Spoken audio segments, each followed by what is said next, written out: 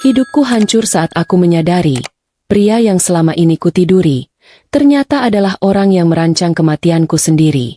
Sebelum kita mulai lebih lanjut, yuk, tekan tombol suka, serta tombol subscribe agar tidak ketinggalan kisah menarik lainnya. Dan jangan lupa absen asal kota Bapak Ibu di kolom komentar. Semoga rezeki kita semua dilancarkan, kesehatan kita diberkahi, dan keluarga kita selalu harmonis dalam lindungannya. Amin. Malam itu Jakarta terlihat seperti hamparan lampu Natal yang lupa dibereskan oleh pemilik rumah yang malas. Dari balik dinding kaca di lantai 40 gedung pencakar langit milik keluargaku, pemandangan kota memang selalu tampak memukau, seolah-olah masalah kemacetan dan polusi di bawah sana hanyalah mitos belaka. Namaku Lara, dan orang-orang sering bilang kalau hidupku sempurna karena aku adalah pewaris tunggal perusahaan properti raksasa ini. Padahal kenyataannya, punggungku rasanya mau patah karena duduk seharian di kursi mahal yang katanya ergonomis tapi malah bikin encok, dan mataku perih menatap laporan keuangan yang angkanya lebih rumit daripada memilih menu makan siang. Menjadi bos besar itu terdengar keren di kartu nama, tapi percayalah, rasanya seperti menjadi kapten kapal yang harus memastikan tidak ada tikus yang melubangi lambung kapalmu saat kau sedang tidur. Jam dinding digital di sudut ruangan sudah menunjukkan pukul 10 malam. Waktu di mana orang normal seharusnya sudah bergelung di balik selimut atau maraton menonton drama Korea. Tapi disinilah aku, masih berkutat dengan tumpukan berkas proyek pembangunan apartemen baru yang tenggat waktunya lebih mencekik daripada celana jeans kekecilan. Suasana kantor pusat yang biasanya riuh rendah oleh suara telepon dan langkah kaki karyawan kini sunyi senyap. Hanya terdengar dengungan halus pendingin ruangan yang bekerja terlalu keras. Kadang aku merasa gedung ini seperti monster beton yang menelan kehidupanku pelan-pelan, menyisakan aku sendirian di puncaknya sebagai tawanan yang diberi makan gaji buta, ralat, dividen saham. Kesunyian ini sebenarnya agak menakutkan. Kalau saja aku bukan tipe orang yang lebih takut pada penurunan harga saham daripada hantu penunggu lift.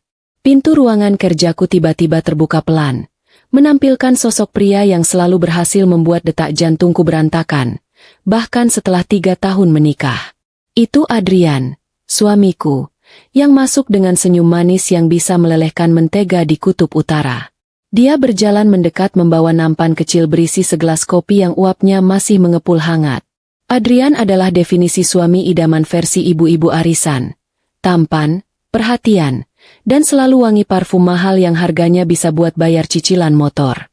Dia menjabat sebagai direktur utama di perusahaanku, sebuah posisi yang kuberikan bukan karena nepotisme. Oke, mungkin sedikit, tapi karena dia memang pandai mengambil hati para pemegang saham yang rewelnya minta ampun.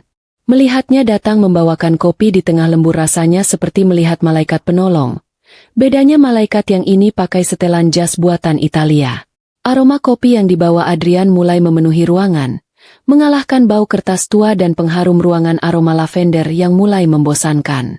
Dia meletakkan gelas itu di atas mejaku dengan gerakan yang sangat hati-hati, seolah-olah gelas itu berisi nitrogliserin yang bisa meledak kalau disenggol sedikit saja.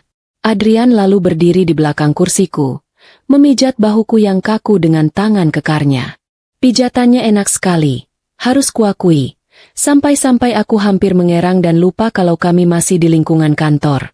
Dia berbisik pelan di telingaku, menanyakan kenapa aku memaksakan diri bekerja sampai selarut ini, padahal uang kami sudah cukup untuk membeli pulau kecil dan pensiun dini. Kalimatnya terdengar sangat manis, seperti gula biang, tapi entah kenapa malam ini ada nada yang sedikit berbeda, seperti ada getaran gugup yang dia coba sembunyikan di balik suara baritonnya yang seksi itu. Rasa lelah membuat kewaspadaanku menurun drastis. Jadi aku hanya tersenyum tipis menanggapi perhatiannya yang berlebihan. Adrian menarik kursi di depanku, duduk sambil menatapku lekat-lekat. Tatapan yang biasanya membuatku merasa dicintai, tapi kali ini entah kenapa membuat bulu kuduku meremang. Dia mendesakku untuk segera meminum kopi itu selagi panas. Katanya itu racikan spesial buatannya sendiri untuk menambah stamina. Lucu juga kalau dipikir-pikir. Selama ini Adrian bahkan tidak tahu cara menyalakan mesin pembuat kopi di dapur rumah kami. Dia tipe orang yang menganggap masak air saja adalah sebuah pencapaian kuliner. Tapi aku menepis rasa curiga itu. Mungkin dia belajar dari YouTube demi menyenangkan istri tercintanya yang sedang gila kerja. Lagi pula, Siapa yang tega menolak kopi buatan suami seganteng ini? Bisa kualat nanti. Tangan Adrian terlihat sedikit gemetar saat dia menggeser gelas itu lebih dekat ke arahku. Seolah dia tidak sabar melihatku menenggaknya sampai habis. Aku baru saja akan mengangkat gelas itu ketika ponsel Adrian di saku jasnya bergetar hebat, memecah momen romantis yang agak canggung itu. Dia melihat layar ponselnya dengan wajah panik yang ditahan, lalu buru-buru pamit keluar sebentar untuk mengangkat telepon penting dari klien, katanya. Aku mengangguk saja, toh aku juga butuh waktu sebentar untuk merenggangkan otot leher. Begitu pintu tertutup dan Adrian menghilang di balik lorong, aku kembali menatap gelas kopi itu. Baunya memang harum, tapi ada sedikit aroma aneh yang menyengat. Mirip bau almond pahit yang dicampur dengan penghapus papan tulis. Mungkin Adrian salah memasukkan jenis gula, atau mungkin dia tidak sengaja menumpahkan sabun cuci piring ke dalamnya. Namanya juga amatir. Suara langkah kaki berat yang terburu-buru dan sedikit menyeret terdengar mendekat dari arah pintu darurat di pojok ruangan, bukan dari pintu utama yang tadi dilewati Adrian. Jantungku hampir copot karena kaget. Aku sudah bersiap melempar stapler ke arah penyusup itu kalau dia berniat jahat. Ternyata yang muncul adalah Pak Hadi, kepala keamanan gedung yang sudah mengabdi sejak zaman mendiang ayahku masih memimpin perusahaan ini. Pak Hadi ini unik, badannya gempal dengan kumis tebal yang melengkung ke atas seperti stang sepeda ontel, dan seragamnya selalu terlihat sesak di bagian perut karena hobi ngemil gorengan di pos satpam. Tapi jangan salah, meski perutnya maju, matanya tajam seperti elang dan kesetiaannya pada keluargaku tidak perlu diragukan lagi.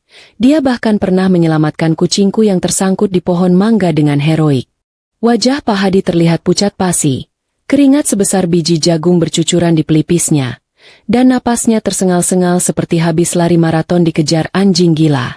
Dia langsung menyergap masuk tanpa mengetuk, melanggar semua protokol sopan santun yang biasanya dia junjung tinggi. Sebelum aku sempat bertanya ada apa, Pak Hadi sudah melompat, atau lebih tepatnya menggelinding, ke arah mejaku dan menahan tanganku yang sedang memegang gelas kopi. Gerakannya begitu tiba-tiba sampai sedikit kopi itu tumpah mengenai meja kerjaku yang mengkilap. Dia menatapku dengan mata melotot, menggelengkan kepala dengan kuat, memberi isyarat diam dengan menempelkan jari telunjuknya yang besar ke bibir. Situasi ini benar-benar aneh. Seperti adegan film aksi komedi yang salah pemeran. Otakku yang masih lemot karena kurang tidur butuh waktu beberapa detik untuk memproses apa yang sedang terjadi di depan mataku. Pak Hadi, satpam yang biasanya cuma bicara soal cuaca dan hasil pertandingan bola, kini menatapku dengan ketakutan yang nyata. Dia mendekatkan wajahnya ke telingaku. Bau minyak angin dan rokok kretek menguar dari bajunya, lalu berbisik dengan suara gemetar tapi tegas. Dia bilang jangan pernah meminum kopi itu setetes pun, karena dia baru saja melihat lewat kamera pengawas rahasia di dapur umum. Katanya, Adrian tidak membuat kopi itu dengan cinta, melainkan dengan mencampurkan bubuk dari botol kecil yang dia keluarkan dari saku celana dalamnya. Posisi botol itu disembunyikan di tempat yang sangat tidak higienis, dan gerak-gerik Adrian sangat mencurigakan, celingukan seperti maling jemuran sebelum menuangkannya. Hening seketika menyelimuti ruangan. Rasanya waktu berhenti berputar dan hanya menyisakan suara detak jantungku yang mendadak berdegup kencang seperti musik dugem. Aku menatap gelas kopi di tanganku, lalu menatap wajah Pak Hadi untuk mencari tanda-tanda kalau ini cuma lelucon atau prank ulang tahun, meski ulang tahunku masih 5 bulan lagi. Tapi tatapan Pak Hadi serius. Tidak ada binar jenaka di matanya. Rasa dingin perlahan merambat dari ujung kaki ke kepala. Bukan karena pendingin ruangan, tapi karena realita yang menampar kesadaranku. Suamiku, pria yang berjanji sehidup semati di depan penghulu, pria yang selalu memelukku saat tidur, ternyata berniat membuatku mati sungguhan malam ini. Pantas saja dia memijat bahuku tadi. Mungkin dia sedang mencari titik nadi yang tepat untuk memastikan aku benar-benar tewas nanti. Rasa mual tiba-tiba menyerang perutku, bukan karena racun, tapi karena rasa sakit hati yang bercampur dengan ketidakpercayaan yang mendalam. Aku ingin menangis, ingin berteriak memanggil Adrian dan melempar kopi ini ke wajah tampannya itu. Tapi Pak Hadi mencengkeram lenganku erat, menyadarkanku kembali ke situasi genting ini. Dia berbisik lagi, mengingatkan bahwa Adrian pasti akan segera kembali setelah memastikan aku meminum ramuan maut itu. Kalau aku membuat keributan sekarang, Adrian bisa saja nekat melakukan hal lain yang lebih kasar. Mungkin melempar aku dari jendela lantai 40 ini dan bilang kalau aku depresi karena pekerjaan. Kami harus bermain cantik, kata Pak Hadi, seolah dia sudah berpengalaman menghadapi drama rumah tangga berujung kriminal. Padahal pengalaman paling menegangkan dalam hidupnya cuma melerai ibu-ibu berebut diskon di kantin. Kaki Pak Hadi menyenggol tempat sampah di bawah meja, memberi kode agar aku membuang isi kopi itu ke sana tapi tetap memegang gelas kosongnya. Ide yang brilian untuk ukuran orang yang sedang panik. Dengan tangan gemetar yang tidak bisa dikendalikan, aku menuangkan cairan hitam pekat itu ke dalam tempat sampah yang untungnya sudah dilapisi plastik tebal dan berisi tumpukan kertas bekas, jadi suaranya tersamarkan. Kopi itu meresap ke dalam tisu-tisu bekas ingusku yang menumpuk di sana. Pemandangan yang menjijikan tapi menyelamatkan nyawa. Aku meletakkan kembali gelas yang kini sudah kosong dan kotor oleh ampas di atas meja, berusaha mengatur napas agar terlihat normal. Pak Hadi mengacungkan jempolnya, lalu segera bersembunyi di balik lemari arsip besar di sudut ruangan yang gelap. Tubuh gempalnya ajaibnya bisa muat di celah sempit itu. Langkah kaki Adrian terdengar lagi dari lorong. Kali ini lebih santai dan percaya diri. Langkah seorang pria yang yakin sebentar lagi akan menjadi duda kaya raya. Aku memejamkan mata sejenak, memanggil sisa-sisa kemampuan aktingku saat dulu pernah ikut drama sekolah menjadi pohon beringin. Kali ini aku harus memerankan peran terpenting dalam hidupku. Peran sebagai istri bodoh yang baru saja menenggak racun. Pintu terbuka, Adrian masuk sambil memasukkan ponselnya ke saku. Wajahnya dihiasi senyum palsu yang kini terlihat mengerikan di mataku. Dia langsung melirik ke arah gelas kosong di atas meja, dan senyumnya makin lebar, seolah baru saja menang lotre jackpot miliaran rupiah. Tubuhku mulai bereaksi secara alami terhadap ketakutan. Keringat dingin mengucur dan tanganku dingin, yang untungnya justru mendukung skenarioku. Aku memegang leherku, berpura-pura batu kecil lalu mengerang pelan sambil memegang kepala. Adrian mendekat dengan cepat, tapi bukan untuk menolong, melainkan untuk mengamati reaksiku seperti ilmuwan gila yang sedang mengamati tikus percobaan. Dia bertanya dengan nada suara yang dibuat-buat cemas. "Sayang, kamu kenapa? Pusing ya?" Pertanyaan retoris paling bodoh yang pernah kudengar. Aku ingin sekali menendang tulang keringnya saat itu juga, tapi aku menahan diri. Aku menjawab dengan suara parau bahwa dadaku sesak dan kepalaku berputar hebat. Efek yang kupikir masuk akal untuk orang keracunan, meski aku tidak tahu racun apa yang dia pakai. Mungkin racun tikus, mengingat betapa rendahnya moral dia saat ini. Adrian memegang bahuku, tapi kali ini cengkeramannya terasa berbeda, lebih dingin dan menuntut. Dia tidak berteriak memanggil bantuan, tidak juga meraih telepon untuk menghubungi ambulans.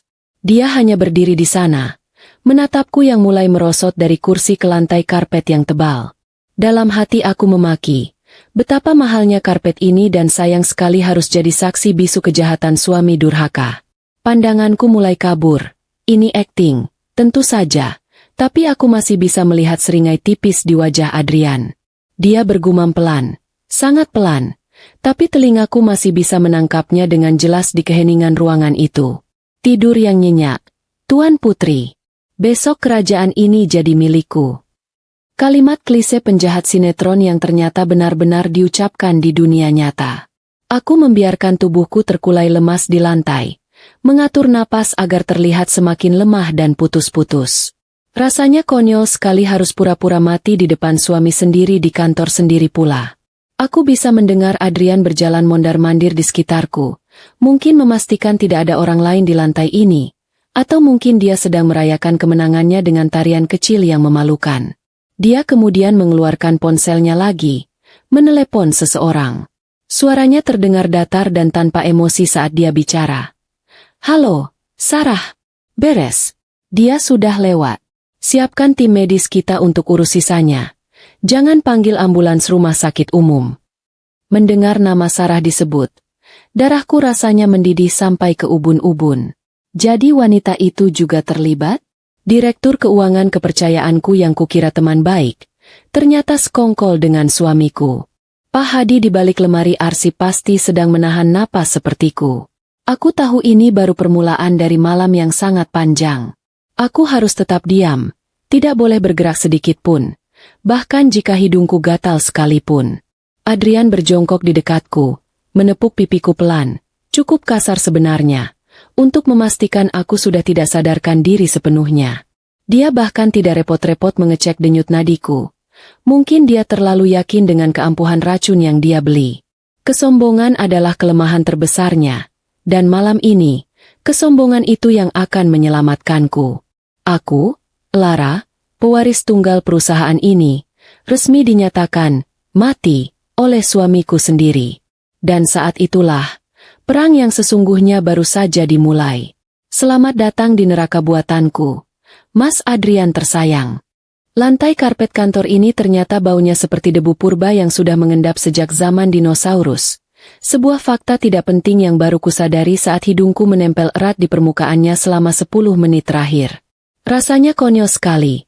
Aku adalah pemilik gedung pencakar langit ini, tapi sekarang aku tergeletak di lantai seperti taplak meja yang jatuh, menahan napas sambil berdoa agar suamiku tidak tiba-tiba memutuskan untuk menendang tubuhku sekadar untuk memastikan aku sudah mati. Adrian masih ada di ruangan, bersiul kecil dengan nada riang yang menyebalkan, seolah dia baru saja menyelesaikan rakitan mainan Lego dan bukan baru saja meracuni istrinya sendiri. Suara langkah sepatunya yang mahal terdengar berputar-putar mengelilingi meja kerjaku. Mungkin dia sedang duduk di kursiku, kursi kebesaran yang selama ini dia idam-idamkan tapi tak pernah bisa dia duduki karena jabatannya tidak cukup tinggi. Bunyi dering telepon kembali memecah keheningan. Kali ini Adrian menjawabnya dengan suara yang dibuat berat dan berwibawa. Gaya bicara yang selalu dia pakai kalau sedang ingin terlihat penting di depan investor. Dia berbicara pada seseorang di ujung telepon, menyuruh mereka segera naik lewat lift barang di belakang agar tidak tertangkap kamera pengawas lobi utama. Rupanya dia sudah menyiapkan tim pembersih. Sebuah istilah halus untuk orang-orang bayaran yang tugasnya menyingkirkan bukti kejahatan. Aku merinding memikirkan betapa rapinya rencana ini disusun. Adrian pasti sudah merencanakannya berbulan-bulan. Mungkin di sela-sela waktu dia pura-pura sibuk main golf di hari Minggu. Tega sekali. Padahal aku yang membelikan stik golf itu sebagai hadiah ulang tahunnya tahun lalu. Suara langkah kaki Adrian menjauh menuju pintu keluar. Diikuti bunyi klik pelan saat dia mengunci pintu dari luar, meninggalkan aku sendirian di dalam ruangan yang dingin ini. Begitu derap langkahnya benar-benar hilang, aku langsung membuka mata dan menghirup udara rakus-rakus. Paru-paruku rasanya mau meledak karena terlalu lama menahan napas. Belum sempat aku bangun, sebuah tangan gempal menepuk bahuku keras-keras, membuatku hampir menjerit kalau saja aku tidak ingat situasi sedang genting. Pak Hadi sudah keluar dari persembunyiannya di balik lemari arsip. Wajahnya banjir keringat tapi matanya menyala penuh tekad. Dia membantuku duduk. Dan hal pertama yang kurasakan adalah kakiku yang kesemutan parah. Rasanya seperti ditusuk ribuan jarum pentul. Bayangkan, baru saja lolos dari maut. Musuh utamaku sekarang adalah kaki yang kram. Pak Hadi berbisik cepat dengan napas memburu, menjelaskan rencana gila yang harus kami lakukan dalam waktu kurang dari 5 menit. Ternyata, tim medis yang dipanggil Adrian adalah kenalan lama Pak Hadi dari kampung halamannya. Orang-orang yang untungnya lebih butuh uang tunai daripada loyalitas pada penjahat berdasi seperti suamiku. Pak Hadi sudah menyuap mereka dengan tabungan hajinya, yang nanti wajib ku ganti 10 kali lipat, agar mau bekerja sama menyelamatkan nyawaku. Rencananya sederhana tapi mematikan. Aku harus tetap pura-pura mati, membiarkan mereka membungkusku, lalu di area parkir bawah tanah nanti, tubuhku akan ditukar dengan jenazah tanpa identitas yang sudah mereka siapkan. Mendengar kata, jenazah pengganti, bulu kuduku berdiri semua. Aku tidak berani tanya dari mana mereka dapat jenazah itu.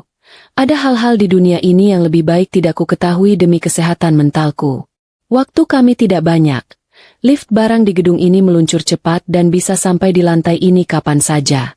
Pak Hadi menyuruhku kembali ke posisi semula, persis seperti pose jatuhnya tadi. Jangan sampai bergeser 1 sentimeter pun karena Adrian pasti ingat posisi terakhirku. Dengan enggan aku kembali mencium karpet bau debu itu, mengatur tangan dan kaki agar terlihat alami layaknya orang pingsan.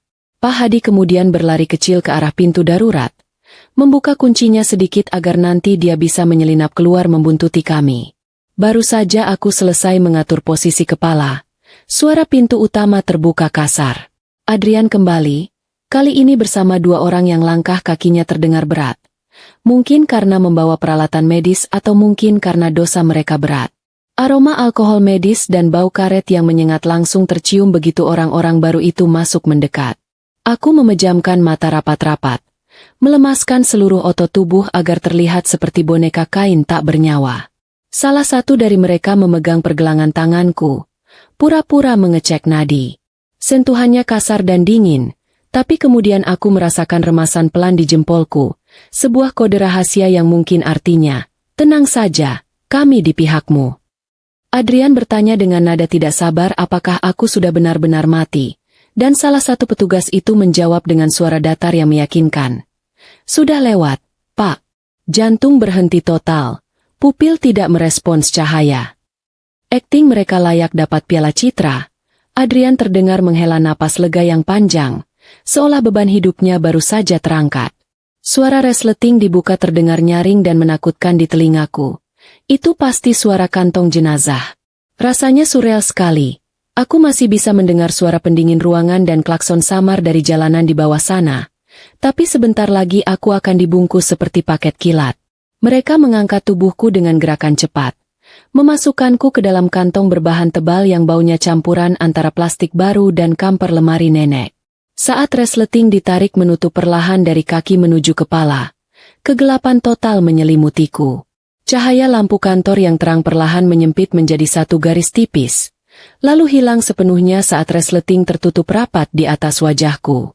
Aku terkurung dalam kegelapan pekat, sendirian dengan detak jantungku sendiri yang terdengar seperti gendang perang. Perjalanan menuju lift barang terasa seperti wahana rumah hantu yang paling tidak menyenangkan sedunia. Tubuhku terguncang-guncang di atas brankar dorong. Setiap kali roda brankar melindas sambungan keramik lantai, kepalaku ikut terguncang. Dari luar kantong, aku bisa mendengar suara Adrian yang sedang menelepon Sarah lagi. Kali ini suaranya terdengar lebih angkuh dan menjijikan. Dia bilang, "Gampang sekali, Sarah." Dia bahkan tidak melawan. Ternyata menyingkirkan pewaris tahta tidak sesulit drama di TV. Mendengar itu, tanganku mengepal kuat di dalam kantong. Ingin rasanya aku merobek kantong ini, melompat keluar seperti vampir, dan mencekik lehernya saat itu juga. Tapi aku harus sabar. Balas dendam terbaik harus disajikan dingin. Dan saat ini aku sedang berlatih menjadi mayat yang sabar. Lift berdenting saat sampai di lantai dasar. Atau mungkin lantai parkir. Aku sudah kehilangan orientasi arah. Udara di sekitarku terasa berubah. Dari dinginnya AC kantor menjadi udara yang lebih lembab dan berbau asap knalpot. Tanda kami sudah sampai di area bongkar muat. Brankar didorong keluar lift dengan kasar. Lalu berhenti mendadak. Aku mendengar suara pintu mobil van digeser terbuka. Adrian berkata pada para petugas itu, "Bereskan secepatnya ke krematorium pribadi yang sudah saya kirim lokasinya. Jangan sampai ada abunya yang tertinggal." Setelah itu terdengar langkah kaki Adrian menjauh. Mungkin menuju mobil mewahnya yang diparkir di area khusus direksi. Dia bahkan tidak mau repot-repot mengantar jenazah istrinya sampai ke tempat pembakaran. Benar-benar suami durhaka tingkat dewa. Begitu suara mesin mobil Adrian terdengar menderu dan menjauh.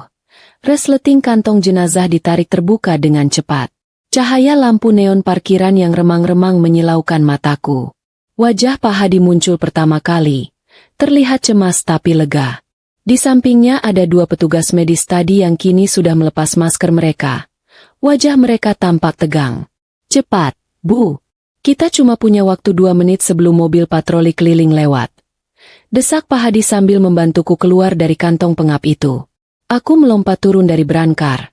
Kakiku goyah sedikit karena lemas dan pusing akibat kurang oksigen.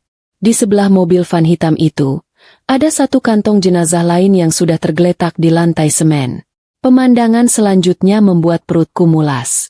Petugas medis itu membuka kantong jenazah satunya, memperlihatkan sekilas sosok wanita yang postur tubuh dan rambutnya mirip denganku, tapi wajahnya hancur tak bisa dikenali. Itu jenazah korban kecelakaan tanpa identitas yang diceritakan Pak Hadi. Melihat tubuh kaku itu dimasukkan ke dalam kantong yang baru saja kutempati rasanya seperti melihat kematianku sendiri. Ada rasa sedih yang aneh menyelusup di hati. Wanita malang ini akan dibakar menggantikanku, menjadi abu atas nama Lara, sementara Lara yang asli akan menjadi hantu gentayangan. Aku membisikkan doa singkat dan permintaan maaf dalam hati untuk wanita itu. Berjanji akan memberikan sumbangan besar untuk panti sosial jika aku berhasil merebut kembali hidupku nanti. Pak Hadi menarik lenganku, membuyarkan lamunanku yang melankolis. Dia melemparkan jaket petugas kebersihan yang lusuh dan bau apek ke arahku. Pakai ini, Bu. Kita harus lewat pintu belakang dapur catering. Mobil saya diparkir di sana. Aku segera menyarungkan jaket kebesaran itu, menutupi blus sutra mahalku yang sekarang sudah kusut masai. Kami berlari kecil menyusuri lorong beton yang sepi, meninggalkan mobil van hitam yang membawa mayatku menuju krematorium. Rasanya aneh sekali. Beberapa jam yang lalu aku adalah ratu di gedung ini, dan sekarang aku lari terbirit-birit menyamar jadi tukang sapu di gedungku sendiri. Hidup memang roda yang berputar, tapi roda milikku sepertinya baru saja lepas dan menggelinding ke jurang. Kami sampai di sebuah mobil sedan tua milik Pak Hadi yang catnya sudah mengelupas di sana-sini. Kontras sekali dengan jajaran mobil mewah di parkiran VIP.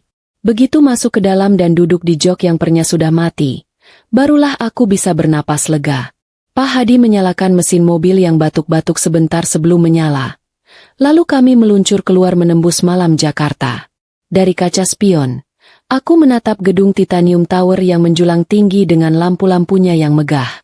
Di salah satu lantai teratas sana, Adrian mungkin sedang membuka botol sampanye, merayakan status barunya sebagai duda kaya.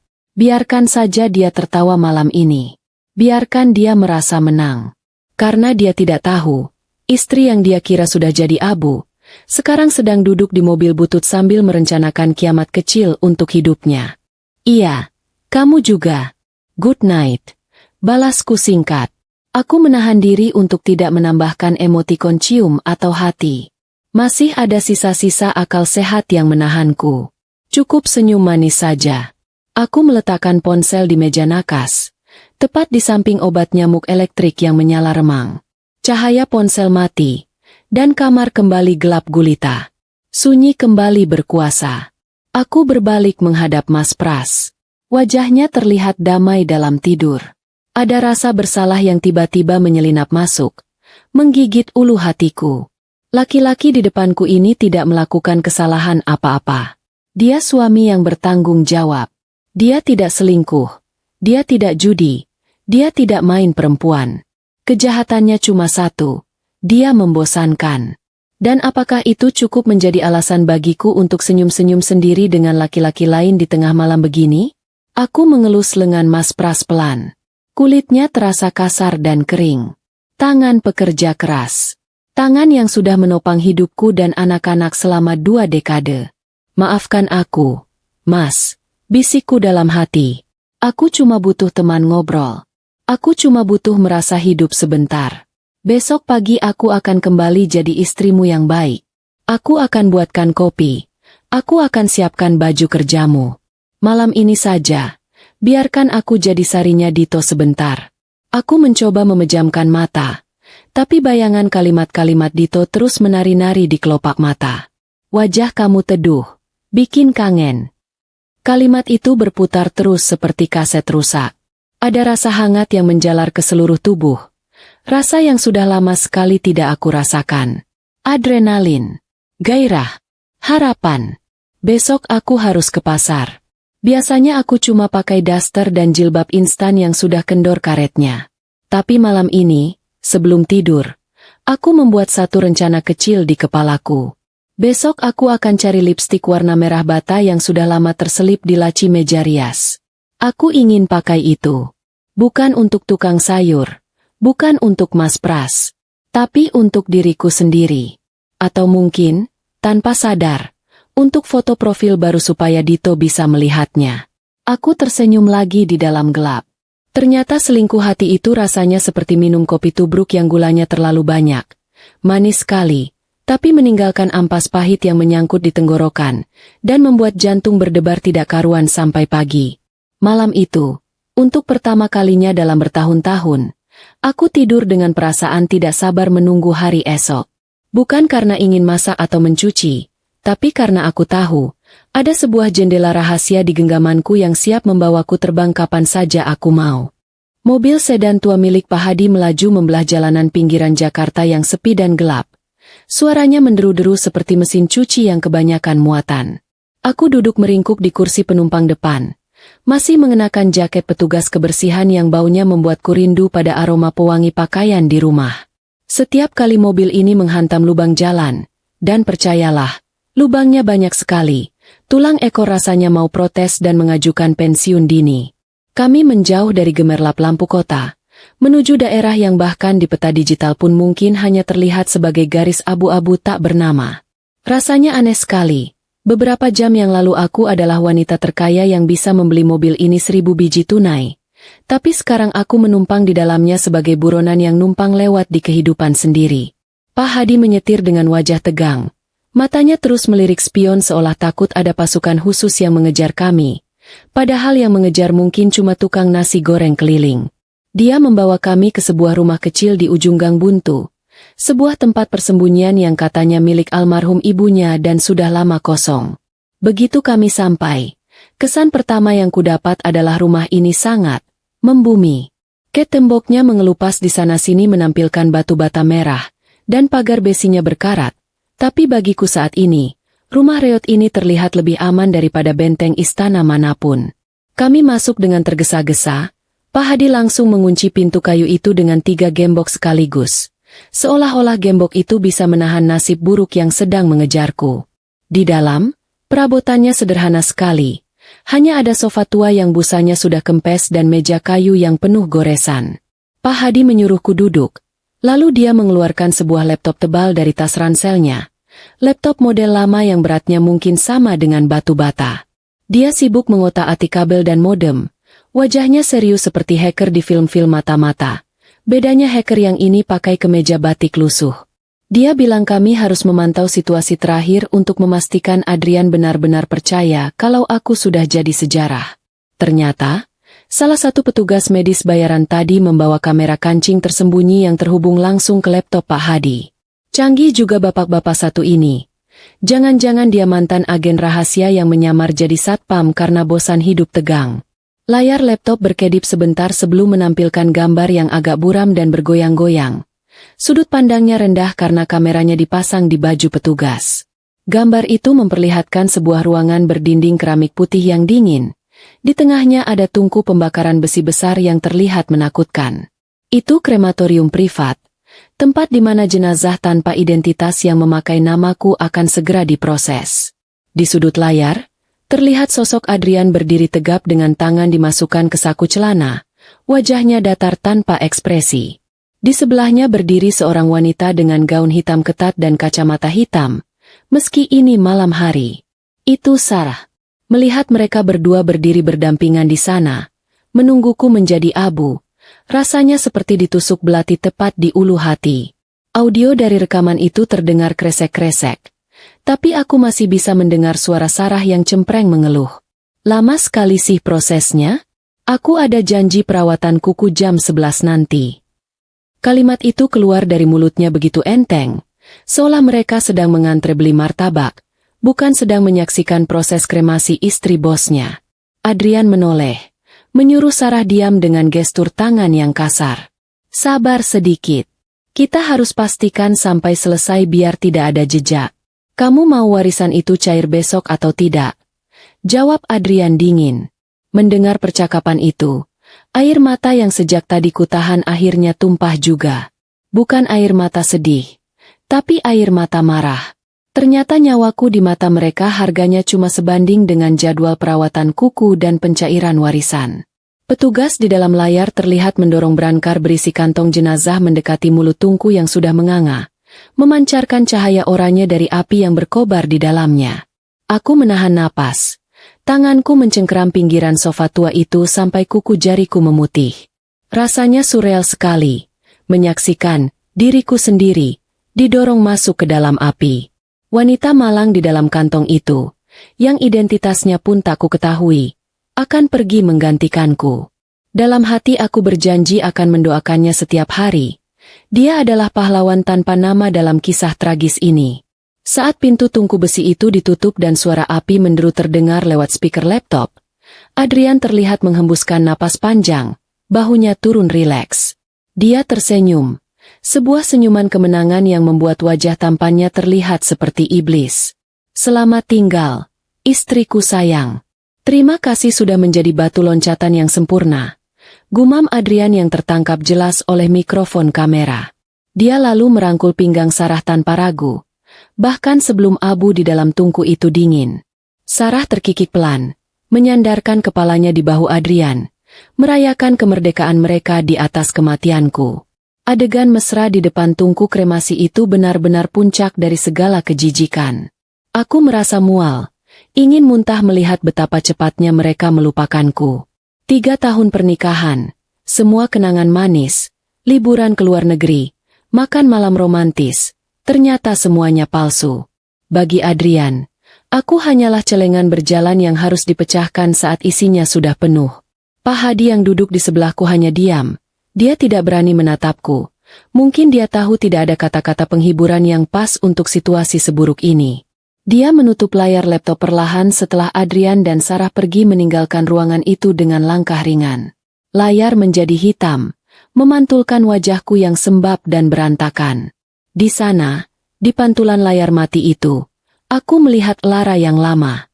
Lara yang naif, yang percaya cinta itu indah, yang selalu mengalah demi keharmonisan rumah tangga. Dan malam ini, di rumah tua yang berdebu ini, aku memutuskan untuk membunuh Lara yang itu. Biarkan dia ikut terbakar bersama jenazah di krematorium tadi. Aku berdiri, mengusap air mata di pipi dengan kasar menggunakan lengan jaket petugas kebersihan. Rasa sedih itu perlahan menguap, digantikan oleh hawa dingin yang menjalar di dadaku. Pak Hadi menatapku dengan cemas. Bertanya apakah aku butuh air minum atau obat penenang. Aku menggeleng pelan. Aku tidak butuh obat penenang. Aku butuh rencana. Aku menatap Pak Hadi lurus-lurus dan berkata dengan suara yang mengejutkan diriku sendiri karena terdengar begitu tenang dan datar. Pak Hadi, besok pagi kita tidak akan menangis. Besok pagi, kita akan mulai menggali kuburan untuk karir mereka. Pelan-pelan, 1 sendok demi 1 sendok. Pak Hadi tersenyum tipis. Senyum bangga seorang bapak melihat anaknya bangkit setelah jatuh dari sepeda. Dia mengangguk mantap.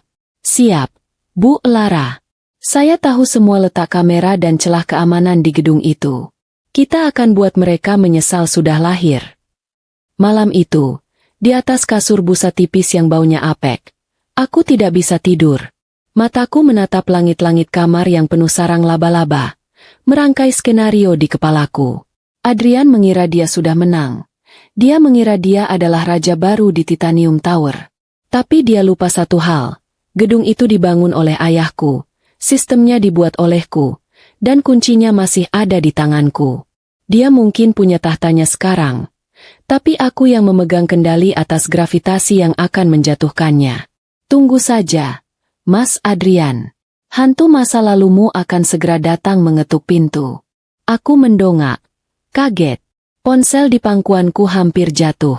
Senang? Biasa saja kok, Mas. Kenapa? Enggak. Cuma tumben saja. Masakannya lebih asin dari biasanya. Terus kamu dari tadi senyum-senyum sendiri. Baju juga ganti lagi. Padahal tadi pagi sudah pakai yang bunga-bunga. Selidik Mas Pras.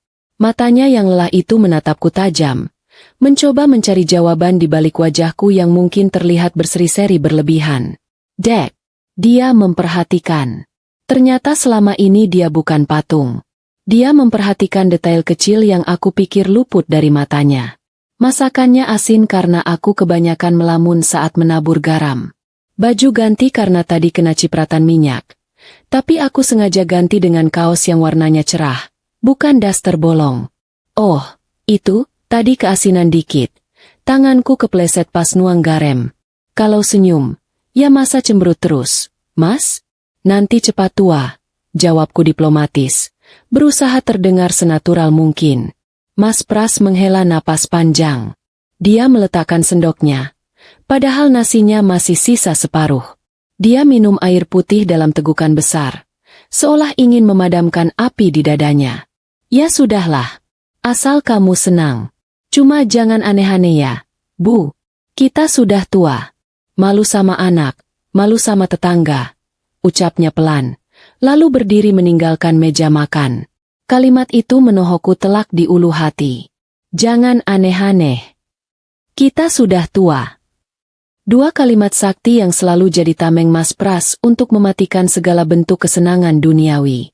Menurut dia, menjadi tua berarti harus berhenti bermimpi, berhenti bergaya, dan cuma menunggu waktu dipanggil Tuhan sambil duduk manis di teras. Aku menatap punggungnya yang menjauh, keluar pintu menuju motornya. Ada rasa kesal yang menyeruak. Kenapa sih dia harus sekaku itu? Kenapa dia tidak bisa ikut senang kalau istrinya terlihat lebih segar? Kenapa dia curiga bukannya memuji? Ponselku bergetar lagi. Dito mengirim foto menu makan siangnya di restoran mewah. Steak daging yang tebal dengan saus jamur. Makan siang sendiri nih, Sar. Coba kalau ada kamu, pasti lebih nikmat rasanya. Tulisnya. Aku melihat foto itu, lalu melihat sisa tempe goreng dan sayur asem di meja makan. Kontras sekali. Dito menawarkan mimpi, Mas Pras menawarkan kenyataan. Dan hari ini, aku sedang muak dengan kenyataan. Aku membalas pesan Dito dengan cepat, tanpa peduli peringatan Mas Pras tadi. Selamat makan, Dit. Awas kolesterol ya. Haha. Kapan-kapan ajak aku dong makan enak begitu. Tulisanku itu setengah bercanda, setengah berharap. Sebuah langkah berani yang menyerempet bahaya. Sore harinya, aku kembali duduk di depan cermin. Lipstikku sudah mulai pudar setelah makan siang. Aku memolesnya lagi. Kali ini lebih tebal sedikit. Aku menatap pantulan diriku. Ada kilatan nakal di mataku yang sudah lama tidak kulihat. Pras mungkin benar. Kami sudah tua. Tapi justru karena waktu kami tinggal sedikit. Apa salahnya aku ingin merasakan debaran jantung ini lagi? Apa salahnya aku ingin merasa hidup sebelum benar-benar mati? Matahari mulai terbenam. Cahayanya kemerahan masuk lewat celah ventilasi. Aku duduk menunggu notifikasi berikutnya. Mengabaikan tumpukan setrikaan yang menggunung di keranjang. Biarin saja baju kusut. Yang penting hatiku sedang lurus dan mulus menuju ke satu nama, Dito. Dan tanpa aku sadari, Mas Pras sudah pulang lebih awal, berdiri di ambang pintu kamar tanpa suara, menatap istrinya yang sedang sibuk bersolek di jam 5 sore. Dia tidak masuk, dia tidak menegur, dia hanya diam, lalu berbalik pergi ke halaman belakang. Keheningannya kali ini terasa jauh lebih bising daripada teriakannya. Tapi dasar aku yang sedang dimabuk kepayang. Aku memilih untuk tidak mendengarnya. Pagi pertamaku sebagai orang mati dimulai dengan suara ayam jago yang berkokok terlalu bersemangat dan bau nasi uduk yang menguar dari warung sebelah. Kontras sekali dengan suasana apartemenku di mana aku hanya mendengar keheningan yang dibungkus oleh kaca tebal kedap suara. Aku bangun dari tidur yang tidak nyenyak. Merasa aneh melihat diriku sendiri di cermin usang di kamar itu. Wajahku sembab, rambutku acak-acakan. Tapi ada tatapan baru di mata yang sebelumnya selalu terlihat lelah dan penurut. Lara yang lama sudah pergi bersama asap krematorium tadi malam. Sekarang hanya ada aku, yang baru, yang harus segera bertindak. Pak Hadi sudah menunggu di dapur kecil dengan secangkir teh panas dan sepiring singkong goreng. Dia tidak banyak bicara, hanya menatapku dengan mata penuh rasa hormat yang mendalam. Setelah sarapan singkat yang terasa lebih nikmat daripada brunch mewah di Hotel Bintang 5, Pak Hadi menyerahkan sebuah koper aluminium berwarna perak kusam yang ukurannya cukup kecil. Koper itu terlihat tua dan sedikit penyok di bagian pinggir. Sama sekali tidak menarik perhatian. Koper itu adalah peninggalan ayahku. Koper yang selalu dia simpan di balik lukisan tua di ruang kerjanya. Koper yang tidak pernah kulihat isinya. Pak Hadi menjelaskan bahwa koper itu berisi kunci pengaman terakhir, yang dirancang ayahku di masa jayanya. Ayahku memang seorang yang paranoid soal keamanan harta. Dia selalu bilang, jika kau hanya mengunci emasmu di satu tempat, maka kau hanya menciptakan satu sasaran empuk. Kunci utama ke semua aset likuid, obligasi, dan aset digital perusahaan ternyata tidak disimpan dalam dokumen fisik, melainkan dalam sistem verifikasi biometrik tingkat tinggi yang hanya bisa diaktifkan dari alat di dalam koper itu. Alat itu hanya bisa menerima satu identitas, yaitu retina mataku. Adrian tidak pernah tahu soal ini. Dia hanya fokus pada surat-surat warisan yang bisa dia palsukan, Dia lupa bahwa zaman sudah berubah dan harta terbesar bukan lagi emas batangan, melainkan data. Aku membuka koper itu dengan kunci kecil yang kusembunyikan di dalam liontin kalung sejak lama. Di dalamnya terdapat sebuah perangkat kecil yang bentuknya menyerupai kamera lama dengan lampu LED berwarna biru redup. Aku mendekatkan mata ke lensa perangkat itu. Suara mendesis pelan terdengar, dan layar kecilnya menyala, menampilkan interface yang rumit dengan grafik dan angka-angka yang bergerak cepat. Jantungku berdebar kencang. Ini adalah momen penentuan. Dalam hitungan detik, aku memindahkan seluruh aset kripto, seluruh saham perusahaan di luar negeri, dan dana taktis yang jumlahnya membuat kepala pusing, ke rekening bayangan yang hanya diketahui olehku dan Pak Hadi. Adrian boleh mengambil gedung dan kantor, tapi dia tidak akan mendapatkan 1 sen pun uang tunai yang bisa dia gunakan. Di saat yang bersamaan, di kantor pusat Titanium Tower, Adrian sedang menggelar konferensi pers singkat di lobi utama. Dia berdiri di podium dengan wajah yang dibuat sembab, mengenakan setelan jas hitam yang menyuarakan duka cita yang mendalam. Di sampingnya berdiri Sarah, yang gaun hitamnya terlalu ketat dan terlihat lebih cocok untuk pesta daripada acara berduka. Adrian berakting dengan sangat baik, suaranya bergetar saat mengumumkan kepergian tragis istrinya karena serangan jantung mendadak, penyakit yang tiba-tiba muncul tanpa gejala, katanya. Wartawan menyorotnya, dan aku yakin aktingnya ini pasti akan mendapatkan banyak simpati dari masyarakat. Sungguh bakat yang terbuang sia-sia, seharusnya dia jadi aktor sinetron saja. Begitu konferensi pers selesai, Adrian tidak membuang waktu sedetik pun untuk melepaskan topeng duka citanya. Dia menyambar tangan Sarah, menariknya dengan tergesa-gesa menuju lantai teratas. Di ruangan pribadiku yang dingin, Adrian membuka sebotol sampanye mahal dari koleksi pribadiku, yang paling kusayang, dan menuangkannya untuk dirinya dan Sarah. Mereka tertawa, merayakan kemenangan dengan suara keras yang memantul di dinding kaca, padahal abu jenazah palsuku bahkan belum dingin. Melihat rekaman CCTV yang terhubung ke ponsel Pak Hadi itu, aku merasa jijik. Tapi rasa sakit hati itu sudah berganti menjadi kegembiraan karena aku tahu kejutan terbesarku sudah menunggu mereka. Mereka berdua berjalan menuju panel dinding rahasia yang tersembunyi di balik lukisan abstrak yang juga kubeli. Adrian memasukkan kombinasi angka yang dia curi-curi lihat dariku dulu. Lalu pintu baja brankas itu terbuka perlahan, mengeluarkan bunyi desahan mekanis yang menandakan kerahasiaan. Brankas itu adalah jantung finansial keluarga kami, tempat ayah menyimpan surat-surat berharga, emas batangan, yang bagi Adrian seperti dewa, dan kunci digital ke semua rekening perwalian. Sarah menahan napas, matanya berbinar penuh keserakahan. Tangannya sudah siap menyambar tumpukan sertifikat yang mereka bayangkan ada di sana. Namun, senyum di wajah Adrian dan Sarah perlahan memudar, berganti menjadi kerutan kebingungan yang lucu. Brankas itu, yang seharusnya dipenuhi dengan kilauan emas dan tumpukan dokumen berharga, ternyata kosong melompong. Hanya ada debu tipis di rak-rak besi, dan sebuah buku tabungan lama berwarna biru yang terlihat usang, tergeletak sendirian di tengah ruang kosong itu. Adrian menyambar buku tabungan itu dengan panik, membalik halamannya dengan gerakan kasar. Matanya terbelalak, melihat saldo terakhir yang tertera di sana. Angkanya 0 rupiah. Tanggal penarikan dana terakhir tertulis jelas. Pagi ini. Adrian meraung marah, melemparkan buku tabungan itu ke dinding hingga kaca bingkai foto di mejaku pecah berkeping-keping.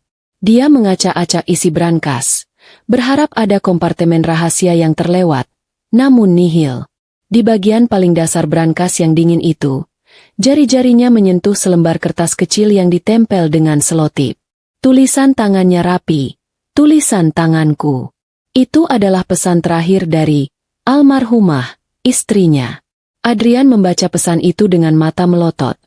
Setiap kata yang kubuat menusuknya lebih dalam daripada jarum suntik racun yang dia pakai. Pesannya singkat, tapi mematikan. Halo, Mas Adrian dan Sarah. Selamat atas kemenangan kalian. Semoga kalian menikmati rumah kosong yang biaya perawatannya selangit ini. Warisan itu tidak pernah berupa uang tunai atau emas. Warisan itu adalah kunci. Dan kuncinya kini telah kugunakan. Selamat menikmati kebangkrutan yang tak terhindarkan. Aku akan mendoakan kalian berdua. dari tempatku yang jauh lebih aman. Salam sayang. Lara. Adrian menjerit frustrasi, menjambak rambutnya sendiri hingga berantakan. Wajahnya yang tadinya sombong kini terlihat seperti badut yang kehilangan riasan. Sarah mundur ketakutan, mulai mencurigai Adrian dan rencananya yang ternyata sangat bodoh. Aku melihat di layar ponsel, Adrian dan Sarah mulai saling tuduh. Aliansi jahat mereka langsung retak di depan tumpukan debu. Mereka telah membunuhku demi harta yang tidak pernah bisa mereka sentuh. Aku tersenyum tipis, mematikan sambungan ke CCTV itu. Ini baru permulaan, Pak Hadi, kataku sambil menatap singkong goreng dingin di meja. Besok, kita akan membuat mereka bangkrut. Kita akan membuat mereka memohon di kaki mayat mereka sendiri. Malam itu, aku mencabut semua sisa aset terakhir yang tertinggal di perusahaan, termasuk saham kecil yang Adrian pegang. Aku mengamankan dokumen rahasia dan rencana proyek baruku. Aku memotong rambutku, mengubah warnanya, dan memesan paspor baru dengan identitas yang berbeda. Lara yang lama sudah dikremasi. Kini, lahir sosok yang jauh lebih berbahaya. Seorang investor misterius yang akan segera kembali untuk mengklaim tahta yang seharusnya menjadi miliknya. 3 bulan setelah Adrian menemukan brankas kosong, kekosongan itu mulai merayapi seluruh hidupnya dan perusahaan. Gaya hidup mewah yang selama ini Adrian dan Sarah nikmati, ternyata hanya disokong oleh dana warisanku yang mereka kira akan cair tanpa masalah. Tiba-tiba saja, kartu kredit Adrian mulai menolak tagihan kopi mahal dan cicilan mobil sportnya, yang tentu saja itu semua adalah ulahku dari balik layar. Sarah, yang terbiasa hidup foya-foya, mulai berteriak histeris setiap kali notifikasi di ponselnya menunjukkan saldo rekening yang menyedihkan. Aliansi jahat mereka, yang dibangun di atas keserakahan, kini mulai retak dan hancur karena masalah paling mendasar dalam hidup, uang yang habis. Sementara itu, perusahaan yang dibangun ayahku, Titanium Corp, mulai limbung. Tanpa dana segar dan dengan Adrian sebagai direktur utama yang lebih sibuk menipu daripada memimpin, harga saham perusahaan anjlok seperti terjun bebas dari lantai 100. Para karyawan mulai dipecat, proyek-proyek besar dihentikan, dan Dewan Komisaris mulai murka, mencari kambing hitam atas kehancuran yang terjadi. Adrian menjadi sasaran utama. Wajahnya yang dulu selalu tersenyum kini terlihat tirus dan cemas. Lingkaran hitam di bawah matanya semakin pekat. Mungkin karena kurang tidur atau karena dihantui mimpi buruk tentang tumpukan tagihan yang tak terbayar. Di rumah persembunyianku, aku menjalani transformasi fisik dan mental total. Aku memotong rambut panjangku menjadi bob pendek yang tajam dan modern, memberinya warna gelap yang berani, menghilangkan citra diriku yang dulu lembut dan polos. Aku berlatih berbicara dengan aksen yang berbeda dan berwibawa, belajar menatap orang dengan tatapan dingin yang tidak menunjukkan emosi, sebuah tatapan yang kuharap bisa membuat Adrian buang air di celana saat melihatnya. Aku dan Pak Hadi, yang kini naik jabatan menjadi asisten pribadi dan bodyguardku, bekerja keras membangun perusahaan cangkang di luar negeri dengan nama Katarina Group. Pak Hadi, dengan perutnya yang semakin membesar, harus belajar memakai setelan jas yang pas di badan dan menanggalkan kaos dalam bolongnya, sebuah pengorbanan yang membuatnya sering mengeluh masuk angin. Pagi itu, suasana di ruang rapat Dewan Komisaris Titanium Tower sangat mencekam. Adrian duduk di ujung meja mahoni, wajahnya penuh keringat dingin, menghadapi rentetan pertanyaan tajam dari para pemegang saham yang kehilangan miliaran rupiah. Sarah, yang duduk di sebelahnya, mencoba membela dengan data keuangan palsu yang dibuatnya, tapi argumennya lemah dan hanya menambah kekesalan para investor. Pertengkaran meletus, kursi-kursi diangkat, dan suasana ricuh itu terasa seperti kandang singa yang belum diberi makan selama seminggu. Adrian benar-benar terpojok, dia sudah kehabisan kata-kata, dia tahu, tanpa keajaiban, karirnya akan tamat sebentar lagi.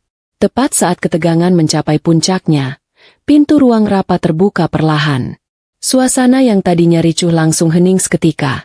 Semua mata tertuju pada sosok yang baru masuk. Aku, dalam wujud Miss Katarina, melangkah masuk dengan setelan blazer rancangan desainer ternama berwarna merah marun yang menyala dan jilbab sutra yang dibentuk modern, memancarkan aura kekuasaan yang tak terbantahkan. Kacamata hitam besar yang kukenakan menutupi sebagian besar wajahku, membuat ekspresiku mustahil untuk dibaca. Langkah kakiku yang tegas di atas lantai marmer itu seolah menjadi irama musik yang mengintimidasi para direktur yang terdiam kaku di kursinya. Adrian menatapku dengan mata terbelalak, bukan karena mengenali, tapi karena kagum. Dia tidak melihat Lara, istri sederhananya yang selalu memakai daster di rumah. Yang dia lihat hanyalah wanita kaya raya, berkelas, dan berkarisma yang datang seperti malaikat penolong dari langit. Dia buru-buru berdiri, merapikan jasnya yang kusut, mencoba menampilkan senyum terbaiknya, senyum yang biasanya berhasil memikat wanita. Aku berjalan perlahan mengelilingi meja, berhenti sejenak di belakang kursinya, dan aku bisa mencium aroma sampahnya yang masih melekat di pakaiannya.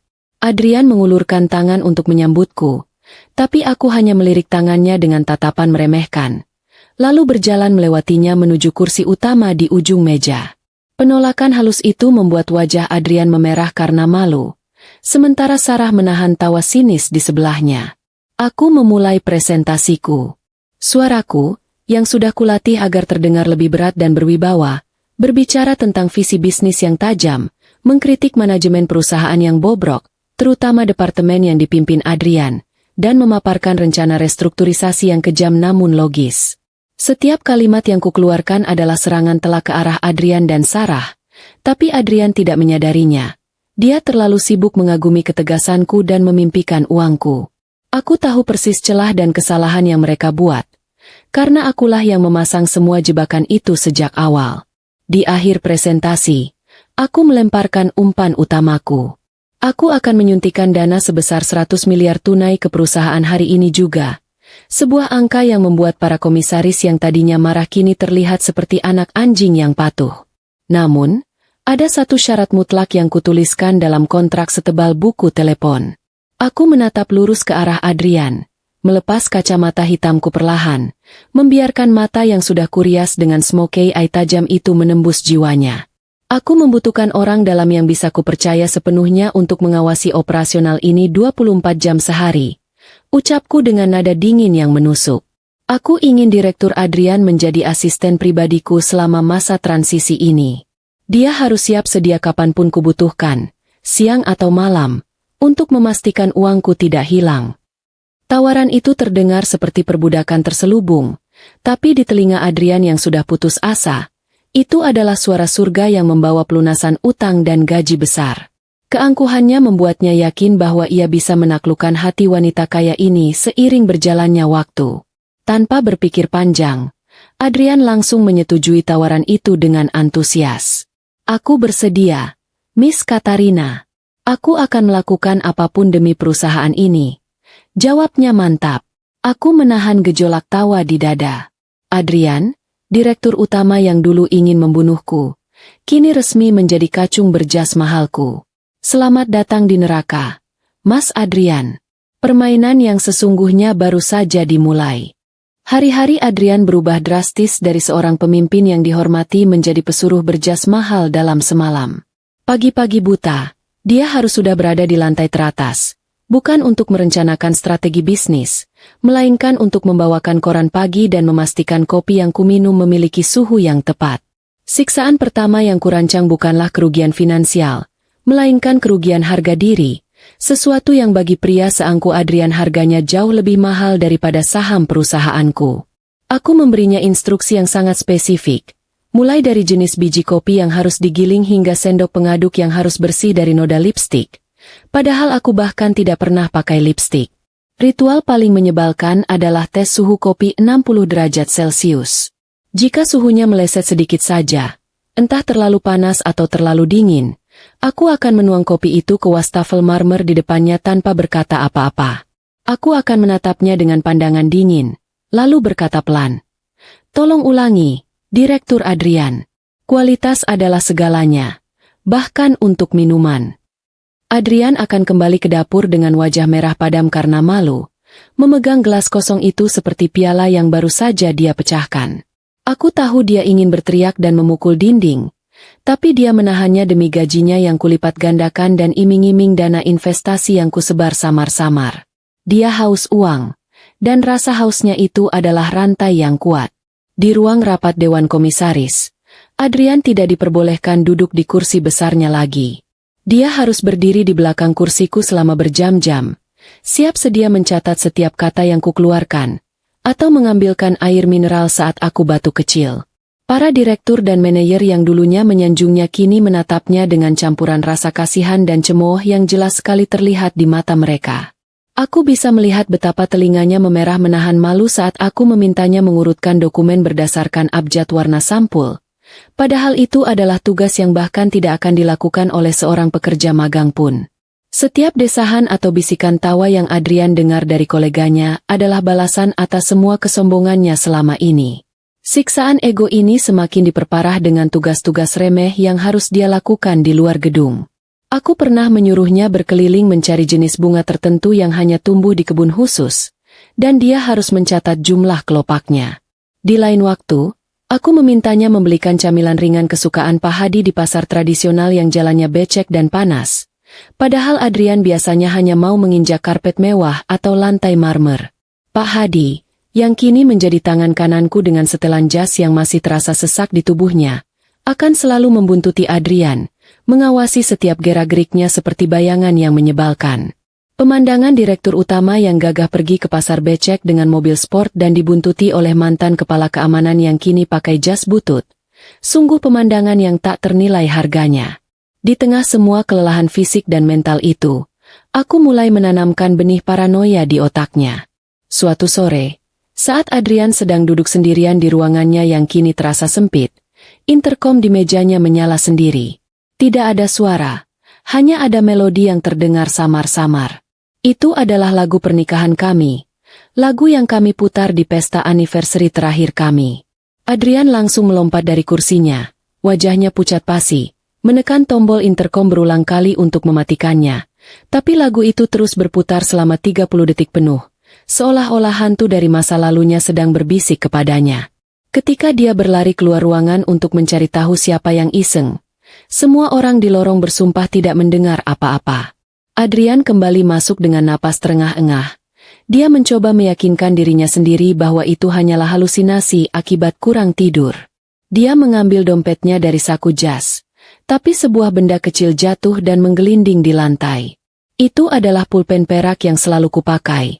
Pulpen yang kupakai menandatangani surat-surat penting perusahaan.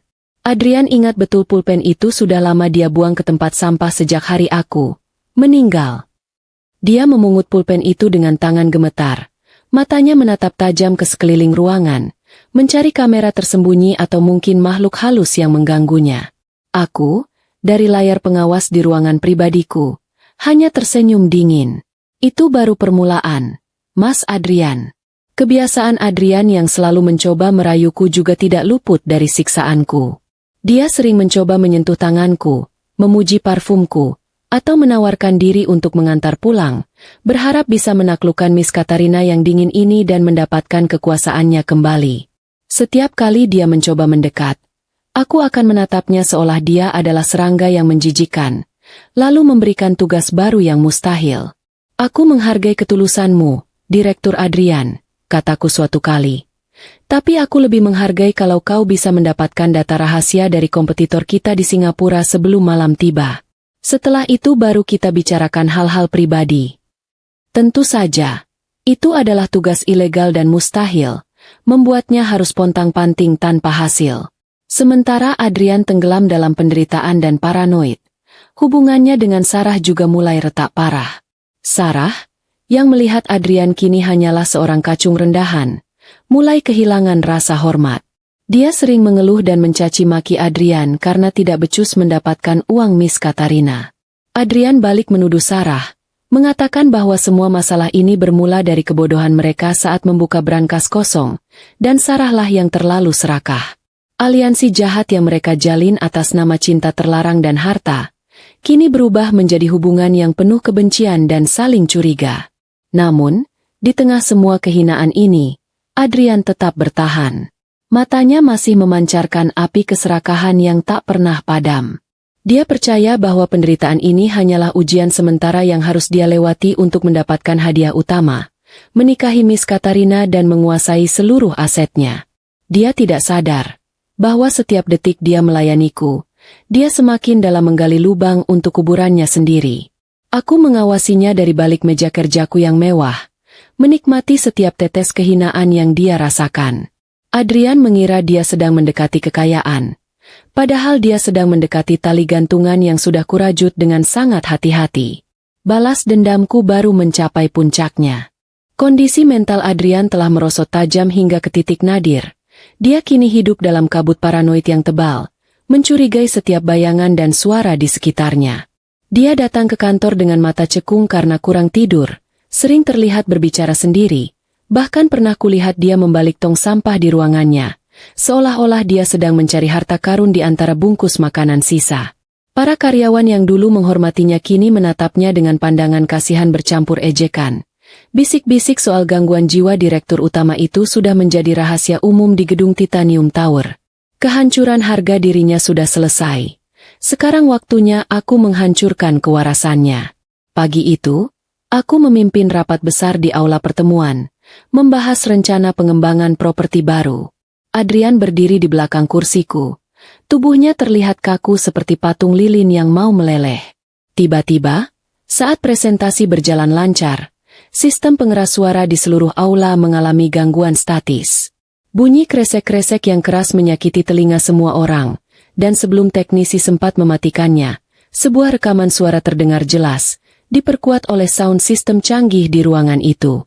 Itu adalah suaranya, suara Adrian, yang dingin dan tenang, berkata, "Racun ini bekerja seperti serangan jantung. Warisan si bodoh itu akan cair besok." Keheningan yang mencekam langsung menyelimuti aula itu. Ratusan mata yang tadinya melihat ke layar kini menoleh ke arah sumber suara. Semua orang terlihat bingung, mengira itu adalah kesalahan teknis yang aneh. Suara itu hanya terdengar selama 3 detik sebelum teknisi buru-buru mematikannya. Adrian berdiri kaku di belakangku. Wajahnya pucat pasi seperti mayat yang sudah seminggu di dalam kulkas. Dia sangat tahu, bahwa itu adalah suara aslinya yang kurekam malam itu. Dia mencoba berteriak menyangkal, tapi suaranya tercekat di tenggorokan. Ketika salah seorang direktur bertanya padaku ada apa, aku hanya menjawab dengan tenang bahwa itu hanyalah malfungsi sistem audio yang aneh. Lalu aku melanjutkan presentasiku seolah-olah tidak terjadi apa-apa. Adrian tidak bisa tenang. Dia mulai berhalusinasi, mendengar suaranya sendiri bergema di toilet, di lift, bahkan di dalam earphone-nya saat dia sedang rapat. Ketakutannya semakin menjadi-jadi ketika sore harinya, saat dia sedang mencari obat penenang di laci mejanya. Jari-jarinya menyentuh sebuah benda kecil dan dingin. Itu adalah botol kaca kecil tanpa label. Botol yang sama persis yang dia gunakan untuk menyuntikkan racun ke dalam kopi di kantorku malam itu. Botol itu seharusnya sudah dia buang jauh-jauh ke tempat pembuangan limbah berbahaya di luar kota. Namun, botol itu kini ada di laci mejanya, bersih, mengkilap, dan seolah baru diletakkan di sana. Melihat botol itu, kewarasan Adrian benar-benar runtuh. Hanya ada 2 orang yang tahu persis bentuk botol itu dan apa yang terjadi malam itu, dirinya dan Sarah. Adrian yakin ini adalah ulah Sarah.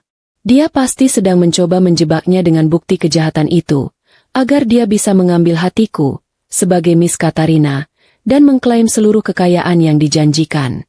Kemarahan paranoid itu membuat matanya merah menyala. Dia tidak lagi melihat Sarah sebagai sekutu, melainkan sebagai musuh paling berbahaya yang harus segera dia singkirkan. Tanpa membuang waktu, Adrian berlari ke ruangan Sarah di lantai yang sama, membawa botol kaca itu di tangannya seperti senjata. Dia mendobrak pintu ruangan Sarah dan langsung mencengkeram bahu wanita itu dengan kasar. Adrian berteriak, menuduh Sarah mengkhianatinya, menuduh Sarah diam-diam bekerja untuk Miss Katarina, dan menuduh Sarah yang menaruh botol itu di mejanya. Sarah, yang sedang sibuk menyusun data keuangan palsu, tentu saja terkejut dan melawan. Dia balas berteriak, mengatakan bahwa Adrian sudah gila karena tekanan, dan menuduh Adrian yang berhalusinasi karena terlalu banyak minum obat-obatan terlarang. Pertengkaran hebat terjadi, diiringi suara pecahan vas bunga dan tumpukan kertas yang berterbangan. Mereka saling caci maki, membongkar semua aib dan kebohongan masing-masing di dalam ruangan itu. Adrian menuduh Sarah adalah otak di balik ide pembunuhan itu, dan Sarah membeberkan bahwa Adrian yang merencanakan skenario racun karena ingin melunasi utang judinya yang menumpuk. Aliansi kejahatan yang mereka bentuk dengan janji kemewahan itu kini benar-benar hancur lebur dari dalam. Mereka saling mencabik seperti anjing liar yang terperangkap dalam satu kandang. Aku, dari ruangan kerjaku di lantai teratas, menonton drama kehancuran itu dengan tenang. Pak Hadi sudah memasang kamera tersembunyi kecil di ruangan Sarah beberapa hari yang lalu. Aku menyaksikan Adrian dan Sarah saling menampar dan berteriak-teriak.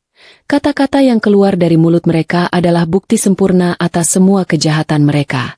Di balik topeng Miss Katarina yang dingin, aku tersenyum puas. Aku tidak perlu repot-repot menjatuhkan mereka dengan tanganku sendiri. Aku hanya perlu menanamkan benih ketidakpercayaan, dan mereka akan melakukan sisanya untukku. Aku mematikan monitor kecil itu, meletakkan laptopku di meja kaca. Rasa dendamku kini sudah terbayar lunas secara psikologis. Adrian yang dulu kejam dan sombong, kini adalah seorang pria yang hampir gila, dan Sarah, yang dulu licik, kini adalah seorang wanita yang ketakutan dan putus asa. Keduanya sudah tidak fokus pada bisnis. Mereka hanya fokus untuk saling menyerang dan bertahan dari hantu-hantu masa lalu yang kubangkitkan. Semua sudah siap. Waktunya untuk melangkah ke babak terakhir. Aku akan membiarkan mereka sebentar saja menikmati sisa-sisa kebebasan mereka, sebelum aku mengundang mereka ke panggung utama kehancuran. Aku mengundang Adrian untuk makan malam bisnis di sebuah restoran privat yang sangat eksklusif, tempat yang tidak mungkin bisa ia jangkau dengan penghasilannya saat ini. Aku duduk di bawah cahaya lampu kristal yang temaram, membiarkan Adrian hanya menatapku makan sambil membahas rencana perusahaan yang rumit. Tujuanku malam itu bukan untuk memberinya makanan, melainkan untuk memberinya harapan palsu. Adrian terlihat lebih kurus dan kelelahan, tapi matanya masih memancarkan api keserakahan, dan itu yang ku mau. Keserakahan adalah sakelar yang paling mudah kumainkan di otaknya. Dengan nada prihatin yang dibuat-buat, aku bertanya padanya mengapa performanya menurun drastis akhir-akhir ini, seolah aku benar-benar peduli. Adrian mulai beralasan. Berbicara tentang tekanan dan rasa kehilangan Lara yang ia cintai. Aku menatapnya tanpa ekspresi, membiarkannya tenggelam dalam kebohongan yang dia ciptakan sendiri. Setelah dia selesai berdrama, aku melemparkan umpan utamaku yang sudah kurancang matang bersama Pak Hadi, cerita tentang Luna, saudara kembar rahasiaku. Aku mencondongkan tubuh ke depan, berbicara dengan suara yang dibuat penuh misteri dan kesedihan palsu. Aku bercerita bahwa alasan sejatiku datang ke Indonesia adalah untuk mencari Luna, saudara kembar identik Lara yang disembunyikan sejak lahir karena sengketa warisan keluarga yang rumit. Kunci akses ke dana triliunan itu ternyata dibagi dua, bisikku pada Adrian. Satu ada pada Lara, dan satu lagi ada pada Luna, kembarannya yang polos dan naif, yang kini sedang dalam perjalanan menuju kota ini. Aku mengatakan bahwa Luna persis seperti Lara yang dulu, gampang dibohongi, dan ayahku merancang semua ini karena beliau adalah penggemar berat cerita fiksi yang penuh intrik. Adrian mendengarkan setiap kataku dengan mata melotot. Informasi ini, meski terdengar seperti cerita sinetron yang dipaksakan, sangat masuk akal bagi logika orang serakah seperti Adrian. Itu menjelaskan mengapa brankas itu kosong, dan mengapa dia tidak pernah bisa mengakses harta karun itu, karena kuncinya ada dua. Kegembiraan langsung menyelimuti wajahnya. Matanya kembali berbinar seperti anak kecil melihat mainan baru. Dia melupakan semua rasa paranoid dan ketakutan akan hantu. Dia kini memiliki target baru, target yang lebih mudah dan jauh lebih menguntungkan. Luna, si kembar yang polos. Adrian langsung menawarkan diri untuk membantuku menyambut Luna, berjanji akan mengurus segala keperluannya. Aku hanya tersenyum tipis, membiarkan ia dengan antusias merencanakan pembunuhan istrinya yang kedua. Di sisi lain, Sarah yang sudah terisolasi dan putus asa, menyaksikan kedekatanku dengan Adrian dari jauh. Dia melihat Adrian yang semakin sering tersenyum di dekatku, dan dia yakin bahwa Adrian berniat membuangnya dan menggantinya dengan Miss Katarina, janda kaya raya yang gajinya puluhan kali lipat dari gajinya.